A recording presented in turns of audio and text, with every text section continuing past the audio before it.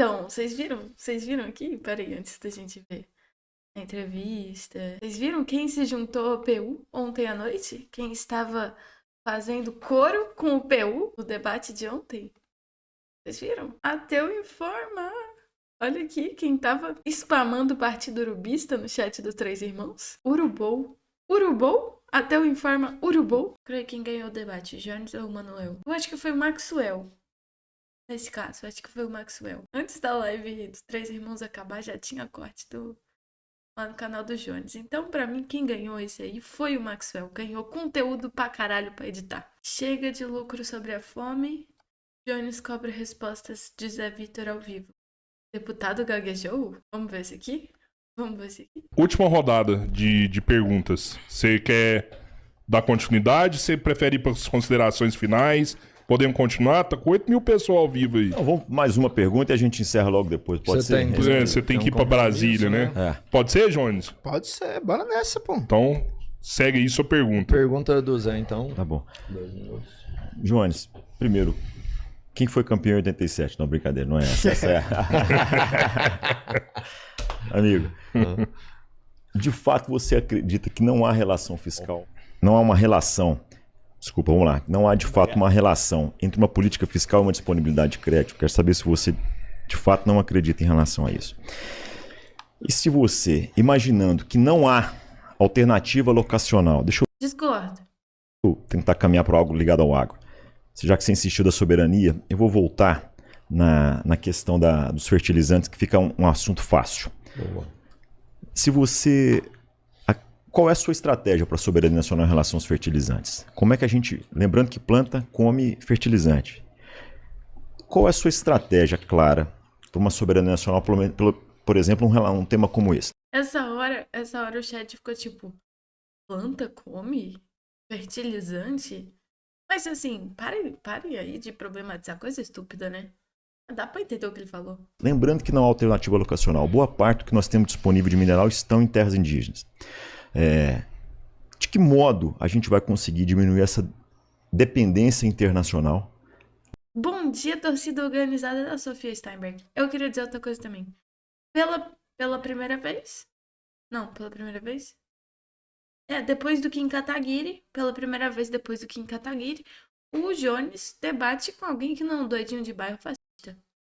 Opa, insinuei coisas. Foda-se. Lembrando que a planta come adubo e a partir de então ela produz alimento, que nós temos essa missão de garantir, inclusive, que as pessoas não sintam fome e não passem dificuldade. Então, eu de fato, já para te dar a deixa, eu respondi, mas vou tentar na minha próxima vez responder de outra forma, sobre choque de ofertas. Um choque de oferta, nós temos que produzir mais, velho. Nós temos que produzir mais como nós temos feito historicamente. Volto a dizer, nos últimos 30 anos, nós dobramos a nossa área, nosso tamanho de área. Mas nós produzimos quase 7 vezes mais. Se tem uma coisa que o agro tem feito, é produzir alimento. Em quantidade e qualidade suficiente. Mas enquanto a gente não Para boi, para exportar para a China, né? tiver uma política fiscal séria, que impacta sim no crédito, na minha opinião, nós não vamos garantir que as famílias percebam esse desenvolvimento. Jones, 5 minutos. Vamos lá, gente. Eu adoro o debate sobre economia porque é uma oportunidade da gente derrubar alguns terraplanismos econômicos. Deputado, se sua tese fosse correta, se existisse uma correlação direta entre o fiscal e o custo do crédito, a taxa Selic deveria ter disparado em 2022. Porque ali foi um ano de bagunça fiscal generalizada do país, porque o Bolsonaro estava gastando 8% do PIB para tentar ganhar a eleição, botando auxílio por cima de auxílio, gasto por cima de gasto, e como você mesmo falou, a taxa de juros chegou a 3%, porque teve uma decisão política do Roberto Campos Neto, presidente bolsonarista do Banco Central, de baixar a taxa de juros para estimular a atividade econômica e ver se o Bolsonaro ganhava a eleição. Então, assim...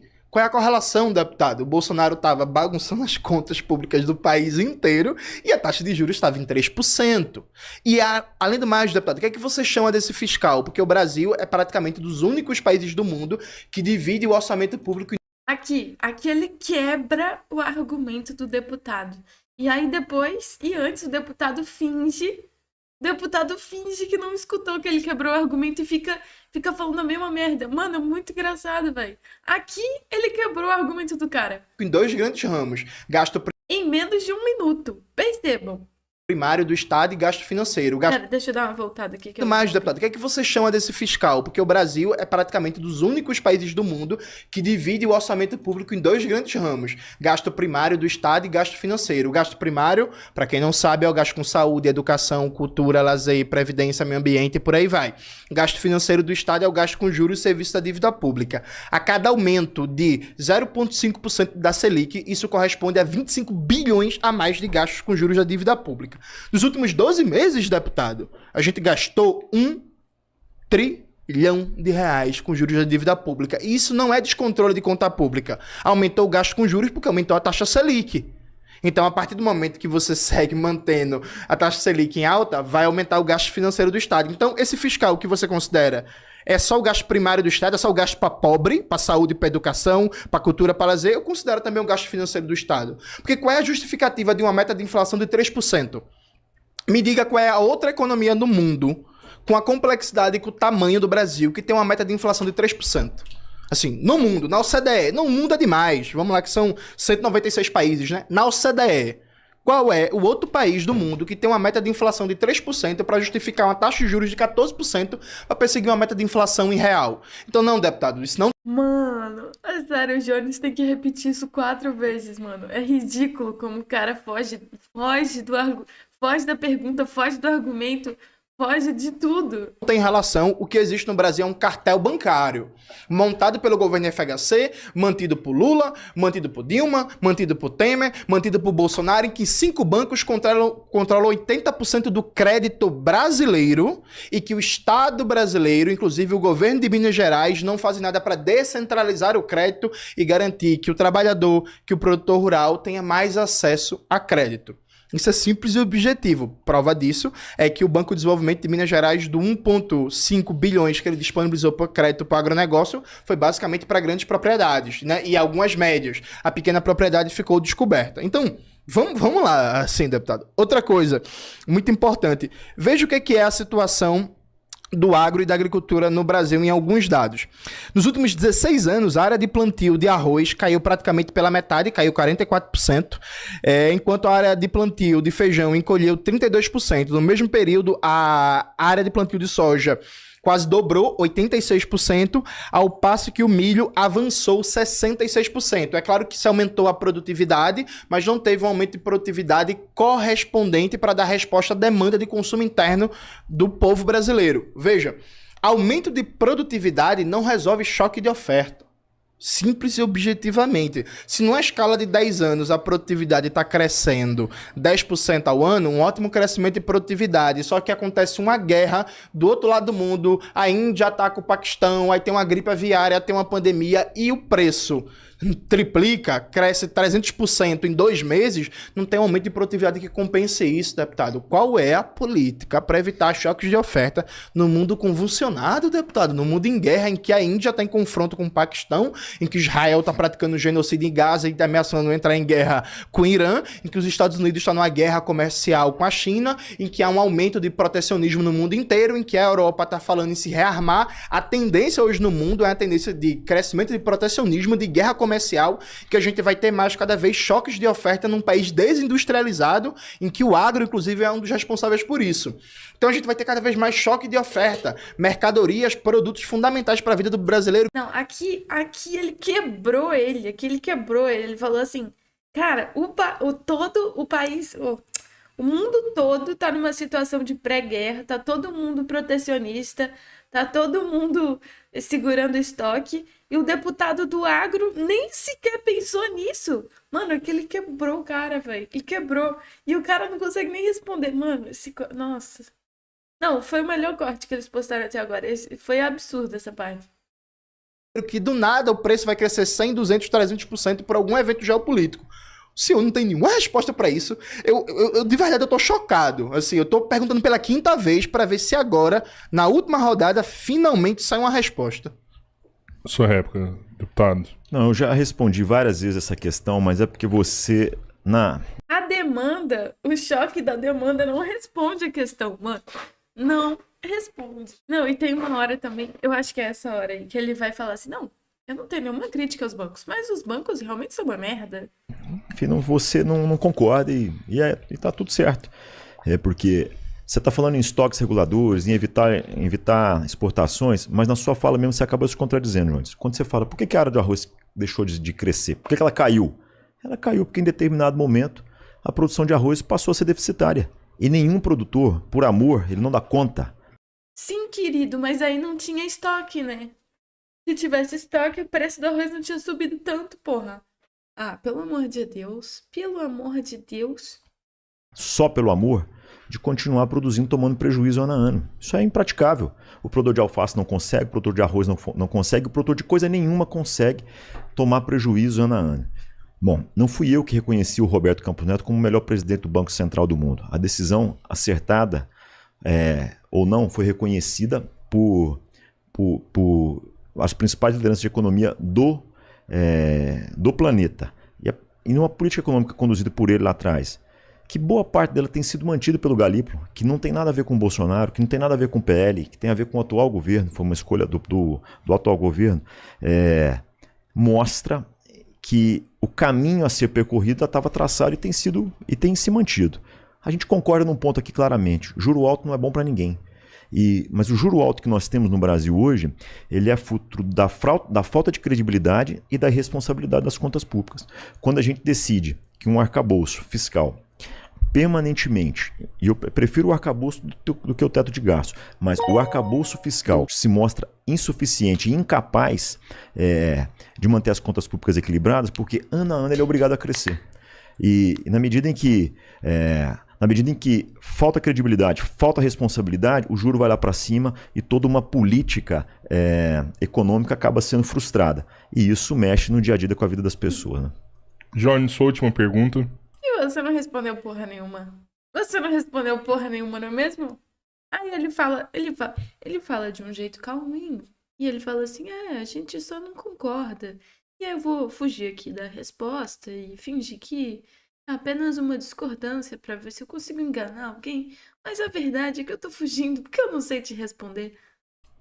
Poxa, essa não era a última rodada? A última agora eu acho que o Zé, a consideração pro Jones fazer a final. Não, agora é minha réplica e acabou a rodada de consideração final, pô.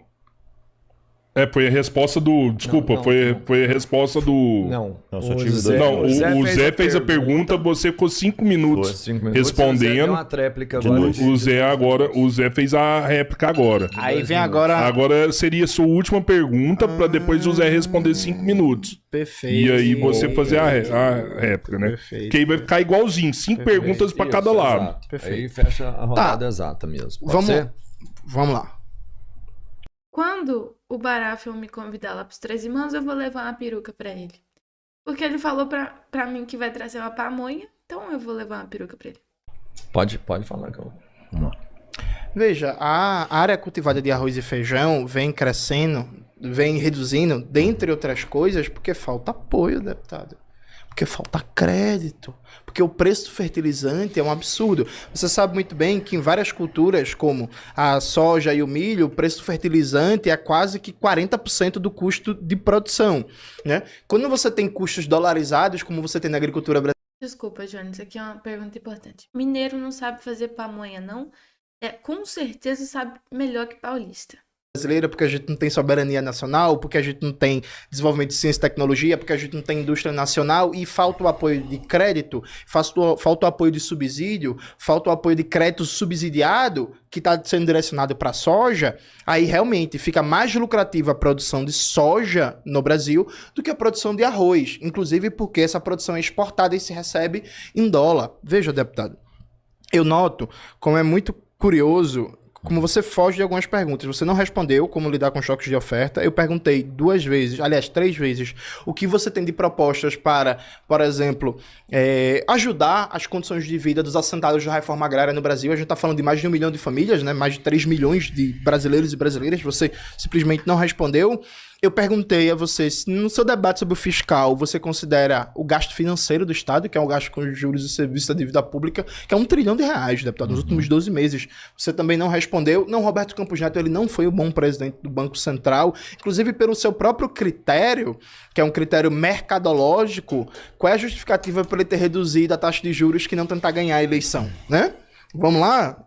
Foi uma redução na boca do caixa, né? Eleitoral. Mas a pergunta concreta, deputado, vamos lá. Então, o que é que você defende para baixar a taxa de juros no Brasil, para chegar o crédito barato na ponta para o agricultor, considerando... Ele defende ajustes fiscais. Ajustes fiscais e o equilíbrio das contas públicas.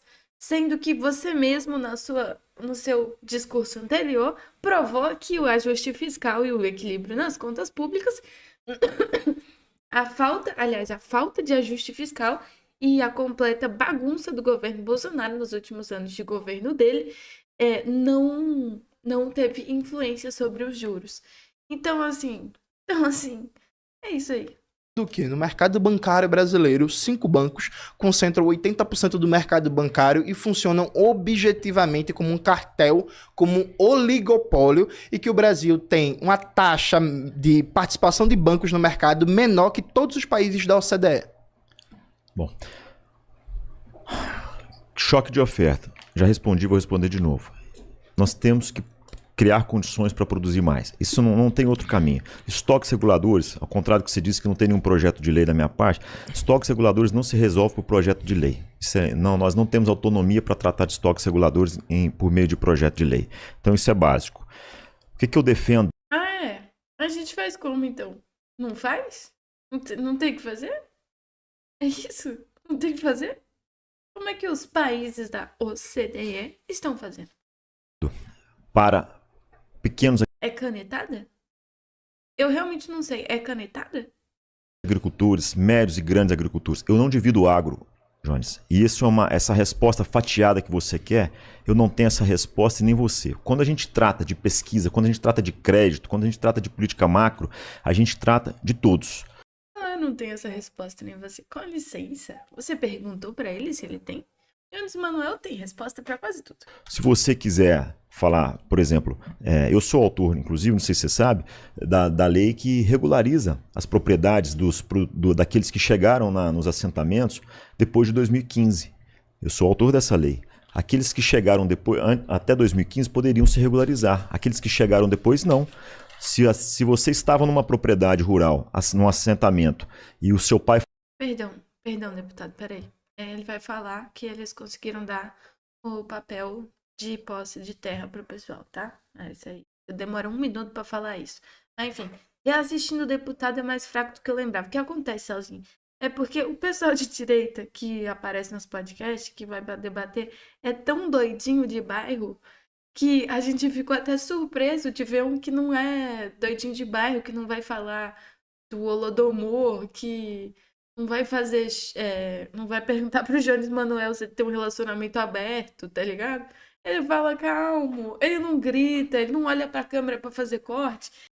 Só isso dá a entender que ele já é mais inteligente. faleceu e não tivesse sido titulado a tempo, você não podia herdar aquela propriedade. A lei não resolvia isso. Fui eu e a Tereza Cristina que propusemos uma alteração na lei e hoje essas famílias podem ter a sua vida regularizada. E regularizada dá direito a ela acessar um banco, acessar um crédito no banco, porque até então elas não podiam. Há um número extraoficial, eu não posso confirmar ele aqui, que dizia que 30% dos assentamentos estavam numa situação como essa. Se você for dentro de um assentamento, possivelmente eles vão fazer menção a você dessa lei que permitia aqueles que chegaram depois de 2015 se regularizar. Eles então têm de fato dignidade porque tem documento e tem condição de chegar no banco. Eu estimulo muito, por exemplo, o cooperativismo. Acho uma alternativa aos grandes... Opa! Camarada Zé Vitor? Cooperativismo? Vai pro PSOL. Melancia. Brancos. Não tem nada contra os grandes bancos, mas eles de fato tem uma política que muitas vezes... Presta atenção. Tem condição de chegar no banco. Eu estimulo muito, por exemplo, o cooperativismo. Acho uma alternativa aos grandes bancos. Não tem nada contra os grandes bancos, mas eles de fato têm uma política, muitas vezes, predatórias. O agro... Não tenho nada contra os grandes bancos, a não ser que eles são predatórios. Caralho, se você não tem, quem é que tem? pequeno, médio, grande agro, ele tem muitos sócios ocultos, ô Jones. Tem muita gente que ganha dinheiro em cima Comunista, vai pro pessoal. do produtor rural sem plantar um pé de feijão. Tem muita gente que ganha dinheiro em cima do agro sem criar uma galinha, pura e simplesmente com especulação. São sócios ocultos. Eu tenho um colega parlamentar que diz isso muito bem. Eu trabalho fortemente contra esses sócios ocultos, contra grandes prédios dos bancos, contra os cartórios, que por muitas vezes tem um cartel gigantesco. Eu trabalho contra toda essa turma. No fundo, gente, eu quero é que todos aqueles que Cartórios? Porra. assumiram essa missão de produzir alimentos e até energia, porque nós temos a bioenergia crescendo cada vez mais, que esses tenham condição de se manterem competitivos e produtivos. Isso é fundamental, com juro mais barato. Então, quando a gente fala, eu quero um governo que gasta menos, que transmite credibilidade, que não mostra para o mercado, e o mercado não é apenas o grande, não é apenas a Faria Lima. Ele não acha um problema os bancos serem predatórios, foi isso que ele quis dizer. Porra, mas pareceu uma crítica. Não são apenas os investidores internacionais. O mercado é todo aquele que quer avançar, aquele que acredita no seu sonho, que tem uma poupança, que pega o seu FGTS e resolve empreender. Todo mundo que quer avançar um pouco mais encaixa nesse mercado. E eu defendo, eu não enxergo esse mercado como um adversário. Não, o que eu enxergo como adversário é uma política desastrosa na economia. Quando a gente não tem uma economia ajustada, em hipótese nenhuma nós teremos um futuro... Pois é, porque, até porque predatório não tem um bom sentido. Ele podia falar competitivos, né? Podia ter usado outros adjetivos. Eu acho que só essa adjetivação predatório já é uma crítica. Um futuro garantido. Não dá. Mas eu posso estar errado. E dentro do que eu acredito de modelo de país, no que eu acredito de modelo de futuro, eu vejo que isso é fundamental. Às vezes tratar de economia fica muito distante das pessoas. Mas a dona Maria, o seu Zé, como eu, quando vai no supermercado, ele tem uma aula de economia clara. Ele vê lá o pacote de café produzido por um produtor rural, numa fábrica a céu aberto. Ele fala, o café está lá à disposição dele. Quando ele não tem renda suficiente para comprar alimento, ele começa então a perceber, ele fala assim, opa, será que o problema é a falta de alimento? Ah, mas faltou estoque regulador. Não há estímulo nenhum no mundo capaz de fomentar uma produção que não seja positiva, que tome prejuízo. Então, enquanto a gente não tiver política responsável, e não acho que o socialismo deu essas respostas em lugar nenhum no mundo, não acho que uma política que se aproxime do socialismo... Eu vou fazer um comunista, é isso mesmo, ó. Ele falou pra não ficar ruim com o público, senão ele teria que concordar com o Jones. Exatamente, mano, exatamente. Aí aqui, ó, assim, eu não quero concordar com isso que você tá falando, porque o socialismo não deu certo, mas eu veramente concordo. Como o atual governo não é capaz de dar resposta, porque de fato... E o Lula e o PT? Como eu disse há pouco... Ai, desculpa, tô pausando ele o tempo inteiro. Vamos dar uma voltada aqui pra pegar o raciocínio. Não tem renda suficiente para comprar alimento, ele começa então a perceber, ele fala assim, opa, será que o problema é a falta de alimento? Ah, mas faltou estoque regulador. Não há estímulo nenhum no mundo capaz de fomentar uma produção. Não consigo. Você tá certo, mas discordo. Deputado Zé Vitor, urubista? Urubista? NKVDT? Que não seja positiva, que tome prejuízo. Então, enquanto a gente não tiver política responsável, e não acho que o socialismo deu essas respostas em lugar nenhum no mundo, não acho que uma política que se aproxime do socialismo, como o atual governo, não é capaz de dar resposta, porque de fato, como eu disse há pouco, ele aprisiona, ele não permite que as famílias e os empreendedores, que os trabalhadores prosperem. E onde não há essa busca por uma prosperidade sadia, porque eu também não defendo que ninguém se machuque nesse processo, eu vejo que a gente não terá um futuro de fato transformador. Então, é pelo trabalho que a gente vai mudar o mundo, é produzindo mais que a gente vai mudar o mundo, é produzindo alimento e energia que a gente vai ter de fato um grande papel mundial de destaque nessa geopolítica que está uma confusão danada. O Brasil é estratégico, porque ele tem na sua essência essa capacidade. E a maconha, deputado? O que você acha? O que você acha? Plantaral de cannabis. Agronegócio da ganja. Isso você não fala, né? Capacidade de produzir. Isso ninguém vai tirar de nós. Deus já nos abençoou com o clima, com o território. É Deus. E tem nos estimulado dia a dia com essa nossa capacidade de trabalho. Deus nos abençoou com a Amazônia e eu tô lá passando o trator. 2 minutos. Réplica. É isso aí também, ó. Deus nos abençoou com o dirige e eu aposto que você é contra. Veja, é muito curioso que o deputado fala assim, tem uma política predatória, ele é contra o preço, o custo dos spreads bancários, mas ele não apresentou nenhuma medida para reduzir o custo do crédito, para reduzir os spreads bancários, para enfrentar o cartel bancário. Repito, 5 bancos concentram 80% do mercado bancário no Brasil. E aí não veio para... Desculpa, Jones, eu vou voltar aqui pra gente pegar seu raciocínio todo, mas o Doug trouxe um ponto. Ó, Hermes, Doug trouxe um ponto aqui, ó.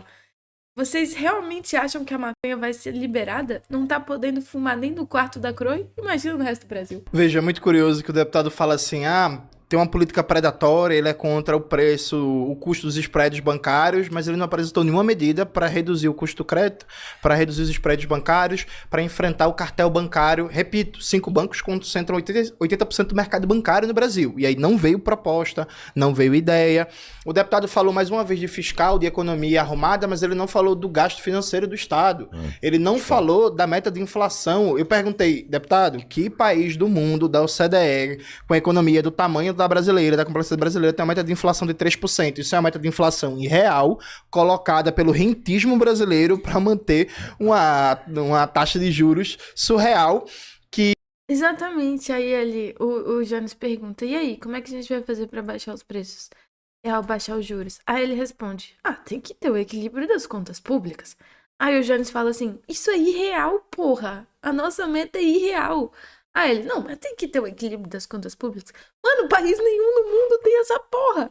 E remunera alguns bilionários, entre eles os bilionários do agro também, que são especuladores da moeda, né? Porque quando eles exportam, eles têm um prazo de 1 ano para internalizar aqueles dólares e podem ficar especulando com o câmbio para pegar a melhor cotação do câmbio. Você sabe muito bem disso, deputado. Outra coisa que me chamou a atenção, deputado, você falou assim, eu não faço essa separação que você está fazendo entre o pequeno e o médio e o grande, então eu não tenho uma proposta específica. É curioso, deputado, porque na hora de votar contra o pequeno, você sabe, o projeto de lei 3292 de 2020, pedi para minha equipe tirar um print da folha de rosto do projeto, subir para as redes sociais, era uma proposta que visava retirar de indígenas, quilombolas e assentados a prioridade em fornecer Que isso, Riek? Esticou? alimentos para escolas públicas. É um programa de compras governamentais para garantir que grupos mais vulneráveis, num contexto de pandemia, tivessem prioridade na sua produção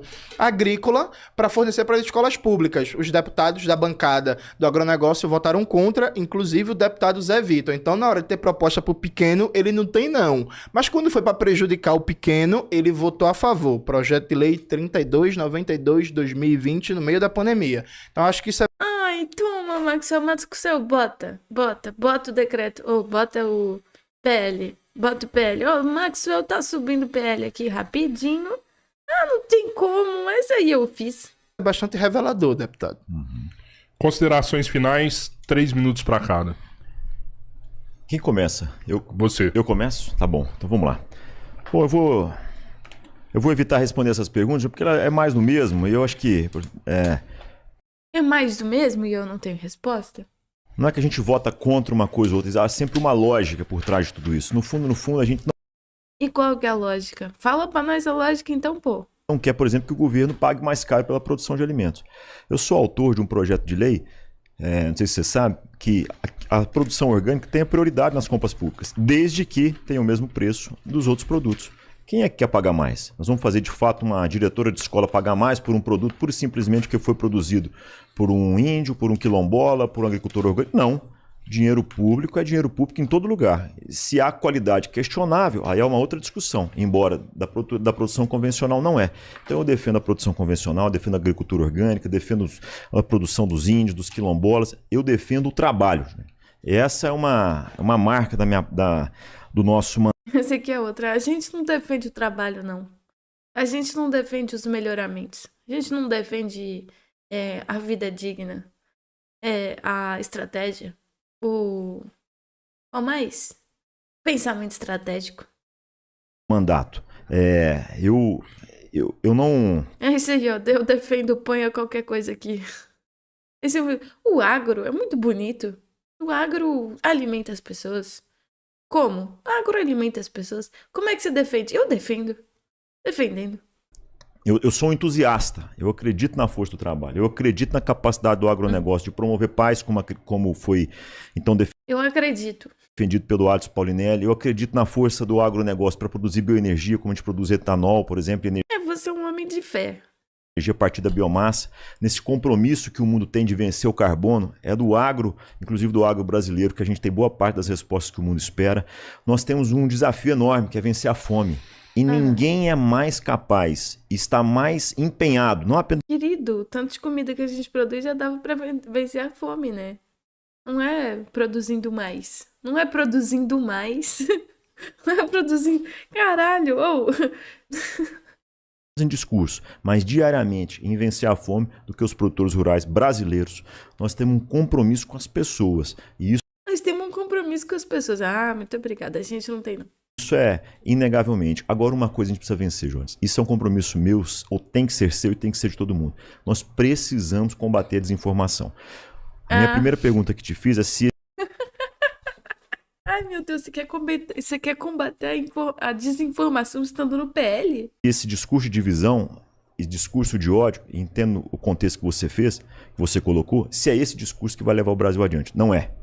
O discurso que vai levar o Brasil adiante é um discurso que aproxima, que une. Não é um discurso que coloca quem produz, quem trabalha, contra daqueles que não querem produzir ou não querem trabalhar. Pelo contrário, eu acho que a gente vence essa fome, essa dificuldade de acessar uma alimentação saudável, essa dificuldade que a gente tem de alimentar e realizar ações, a gente vence isso por meio do trabalho. E é por isso que eu acredito numa ideia de que...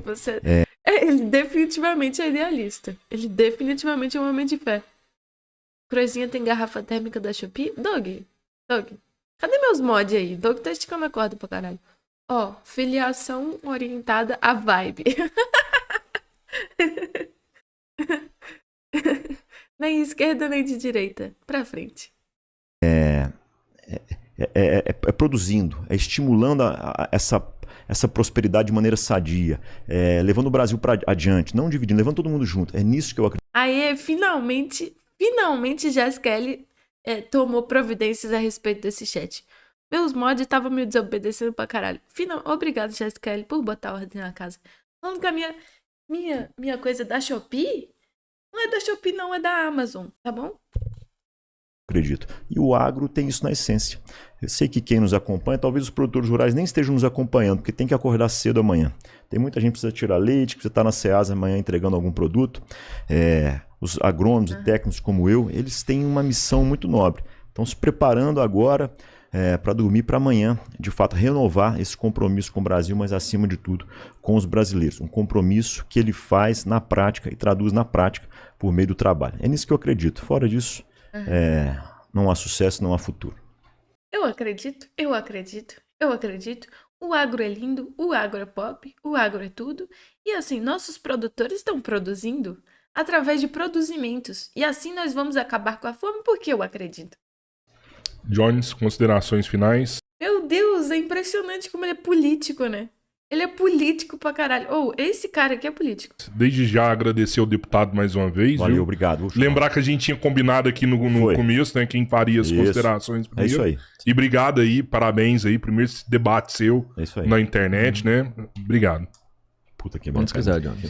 Então, gente, de maneira bem rápida, sim, deputado, eu sei que a lógica do projeto parlamentar, e nesse caso foi uma lógica antipopular, né? Veja, deputado, é claro que se a gente for pensar numa mera racionalidade capitalista de... Não, aqui, obrigada, senhores. Mas, político CLT. Não, mano, é muito isso, cara. É muito isso, se liga. Ele falou assim, não, tem uma lógica por trás da nossa PL. O agro produz. A gente quer produzir através da produção. Tem uma lógica por trás da nossa PL. Ah, mas aí você falou que a PL tá tirando, desprivilegiando os quilombolas e a agricultura orgânica e dos pequenos produtores para a escola. Ah, não, mas tem uma lógica por trás do nosso projeto. Sim, porra! Sim, o que isso diz? O que isso diz? Nada! É nada! Meu Deus, mano. de custos, pode ser que um produto orgânico, um produto menos poluente, menos degradante, seja mais caro. Mas será que essa não é a escolha estratégica que a gente precisa fazer? Porque veja como sua lógica é perigosa. Para produzir soja em 1 hectare, o gasto anual é mais ou menos R$8.000. Para produzir arroz no mesmo 1 hectare, o produtor gasta em média R$14.000. Então, um produtor de arroz ele precisa de mais apoio do que um produtor de soja. O arroz é alimento básico do prato do brasileiro. A soja é basicamente para engordar animal para exportação. O que é mais importante no dia a dia alimentar do brasileiro? É o arroz ou é a soja? É o arroz. Então, se essa lógica da mera taxa de lucro ou da taxa de custo for o guia da produção brasileira, vai cada vez mais ter menos área plantada de arroz e mais área de soja. E o brasileiro vai estar comendo pior, pagando mais caro na comida. Então, tem coisas, deputado. Eu sei que para quem é liberal é difícil entender isso, mas tem coisas que não podem ser pautadas pelo lucro. A soberania alimentar brasileira não pode ser pautada pelo lucro. A segurança alimentar brasileira não pode ser pautada pelo lucro. O acesso do povo trabalhador brasileiro ao alimento não pode ser pautado pelo lucro. O acesso à terra não pode ser pautado pelo lucro. Tem que ser pautado por um planejamento. Um planejamento que atenda aos interesses da soberania nacional, que atenda aos interesses da classe trabalhadora. É uma vergonha que esse país siga tendo fome. É uma vergonha que 1 a cada 4 mineiros esteja em situação de insegurança alimentar em algum grau. É uma vergonha que Minas Gerais, um dos maiores produtores de café do Brasil, a gente esteja pagando 25, 28, 30, 35 reais. Jones, mas e o PIB? E o lucro? Pô, coitado dos fazendeiros. Eles têm a oportunidade de lucrar, aí tem que ficar pensando no que o povo vai comer? Sacanagem, né? Lacração. Num pacotinho de café. Infelizmente, você não apresentou nenhuma proposta, nenhuma ideia para como resolver esses problemas. Errou. Refutamos, Jones Manuel. 35? Ó, Doug falou, tá 40 já. Errou. Cadê os dados, Jones? Você não compra café? Mas como resolver o problema da degradação ambiental? Minas Gerais é campeão de desmatamento da Mata Atlântica. Sobre o custo dos alimentos, sobre como o brasileiro não vai ficar vulnerável. Amanhã começa a gripe aviária nos Estados Unidos, o preço do ovo triplica. A proposta que a gente tem é muito simples, é uma proposta de uma reforma agrária, com um planejamento, com zoneamento econômico e ecológico da terra, com o uso racional, ecológico, ecossocialista de todas as terras, para que a gente realmente consiga preservar o meio ambiente, para que a gente consiga produzir alimentos, para que a gente consiga industrializar a produção agrícola brasileira. Só 4% da agricultura familiar do Nordeste é mecanizada, que a gente consiga produzir um complexo econômico e industrial da agricultura brasileira. Isso não vai vir da bancada do agro, porque a bancada do agro está muito bem, está muito confortável com a dependência tecnológica, com a dependência de maquinária agrícola, com a dependência de sementes. Isso vai vir com um projeto de revolução brasileira, que é o que a gente defende para garantir soberania nacional, soberania produtiva, o fim da fome e a necessária reforma agrária no Brasil, porque esse Brasil só vai ser um país forte, com seu povo realmente vivendo bem, com dignidade, com a reforma agrária e com o socialismo. Muito obrigado a todos que acompanharam o debate. Obrigado, Jones. Zé, eu sei que você tá atrasado pra caralho. Valeu, Zé. Obrigadão. A gente vai continuar aqui porque eu tenho que responder vários superchats aqui, pode ser? Tudo bem? Ó, cara, Zé, brigadão, Obrigado. viu? Parabéns. Obrigado aí. mesmo, viu, João? Valeu. Um mendigo assim. Finalmente alguém mandou bem. Finalmente alguém que não é louco. Algum que não é doidinho de bairro. Aí, caralho, alguém representando a classe do agro. Falando nada com nada, mas de uma forma respeitosa. Aê, pô, Mindinho assim, Mindinho ficou muito. O Mindinho ficou muito feliz.